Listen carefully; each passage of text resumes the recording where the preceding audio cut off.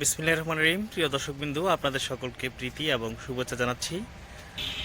রাজশাহীতে আসলে আমরা একটি কথা অবশ্যই মনে পড়ে, সেটি হচ্ছে পানের কথা। রাজশাহীর পান পুরো বাংলাদেশে বিখ্যাত।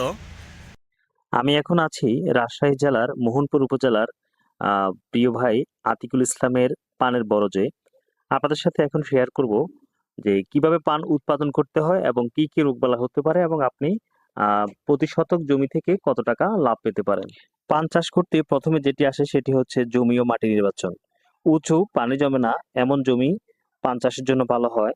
মাটির ধরনের ক্ষেত্রে মাটির বুনট, দোআঁশ বা বেলে দোআঁশ মাটি পান চাষের জন্য উত্তম। এছাড়া মাটির পিএইচ হতে হবে 5.5 থেকে 7.5-এর মধ্যে। বাতাস ও সরাসরি রোদ থেকে আংশিক ছায়ামুক্ত স্থান পান চাষের জন্য উত্তম। বরজ তৈরি। পান চাষের সবচেয়ে বড় খরচ হয় পানের বরজ তৈরিতে। বাঁশ, কঞ্চি ও খড় দিয়ে ছাউনি দিয়ে বরজ তৈরি করে নিতে হয়। বরজের উচ্চতা হবে 6 থেকে 7 ফিট। বরজের ভেতর আলো কম ও আর্দ্রতা বেশি রাখতে হবে।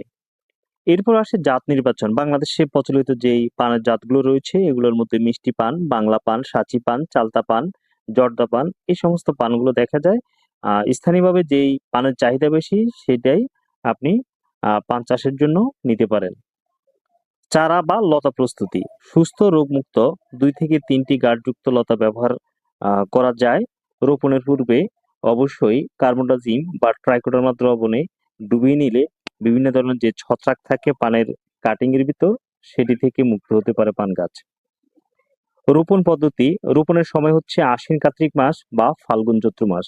আশ্বিন কার্তিক মাসে যারা পানের চারা বা পানের কাটিং রোপণ করেন, আম, আর্দ্রতা দূরে রাখার জন্য অবশ্যই আপনারা এই যে ভিডিওতে দেখা যেভাবে পানে পলিথিন দেওয়া রয়েছে, অর্থাৎ 0 সাইজের পলিথিন, এইভাবে মালচিং করে যদি দিতে পারেন সম্পূর্ণ পান ঢেকে, তাহলে ভিতরে গাছ যেমন সতেজ থাকে এবং মাটিতে আর্দ্রতা ভালো থাকে। সারি থেকে সারির দূরত্ব হবে 2 থেকে 2.5 ফিট এবং গাছ থেকে গাছের দূরত্ব যদি 2 থেকে 2.5 ফিট সারির দূরত্ব দেন, গাছের দূরত্ব হবে 1 থেকে 1.5 ফিট বা 2 ফিট পর্যন্ত দিতে পারেন। লতা মাটিতে হালকা কাত করে বসাতে হবে, এতে করে গাছে শক্তভাবে গাছ উপরে উঠতে পারে।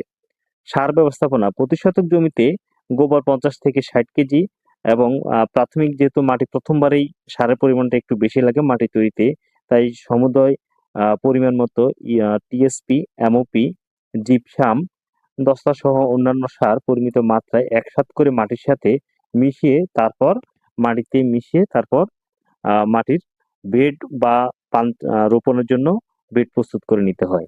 সেচ এবং যত্ন। মাটি সবসময় স্যাঁতসেঁতে রাখতে হবে, তবে কোনোভাবেই অতিরিক্ত পানি জমতে দেওয়া যাবে না। আগাছা নিয়মিত পরিষ্কার পরিচ্ছন্ন রাখতে হবে এবং লতা যাতে করে বাঁশ বেয়ে বেয়ে উপরে উঠতে পারে সেই জন্য কয়েকদিন পর পর লতাকে বেঁধে দিতে হবে। রোগ ও পোকামাকড় দমন। পান গাছে কয়েকটি রোগই খুব বেশি দেখা যায়। এর মধ্যে পাতা পচা এবং গোড়া পচা এই রোগটি বেশি দেখা যায়। তাই ট্রাইকোডার্মা বা কপার অক্সিক্লোরাইড গ্রুপের যেই ছত্রাকনাশক রয়েছে সেগুলো ব্যবহার করা যায়। এছাড়াও ম্যানকোজেব, ম্যানকোজেব প্লাস মেটক্সিল, এই সমস্ত ছত্রাকনাশক ব্যবহার করা যায়। পাতা সংগ্রহ। রোপণের 5 থেকে 6 মাস পর থেকে পাতা তোলা যায় এবং 7 থেকে 10 দিন পর পর পাতা সংগ্রহ করা যায়। সকালে বা বিকেলে তুললে ভালো হয়। লাভের কথা যদি চিন্তা করি, প্রতি শতক জমিতে আম, পানের বরজ তৈরি এবং পানের চারা রোপণ থেকে সব মিলিয়ে খরচ হয় 4 থেকে 6 হাজার টাকার মতো। যেহেতু প্রথম বছর খরচের পরিমাণ বেশি হয়, তাই প্রথম বছর লাভ কিছুটা কম হয় এবং সকল খরচ বাদ দিয়ে প্রতি শতক জমিতে প্রায় 8 থেকে 10 হাজার টাকা প্রথম বছর লাভ হয়। দ্বিতীয় বছর খরচের পরিমাণ আস্তে আস্তে কমে আসে এবং প্রতি বছরই 12 থেকে 14 হাজার টাকার পান বিক্রি করা যায় প্রতি